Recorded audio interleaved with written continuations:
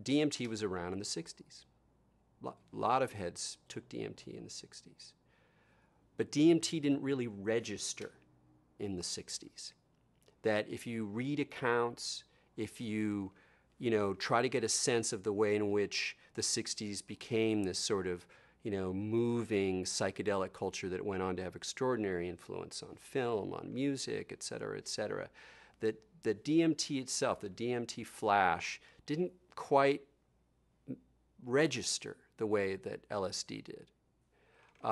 And to my mind, I think it's partly because that larger culture just didn't know how to deal with it, didn't know a language, couldn't find a metaphor for it.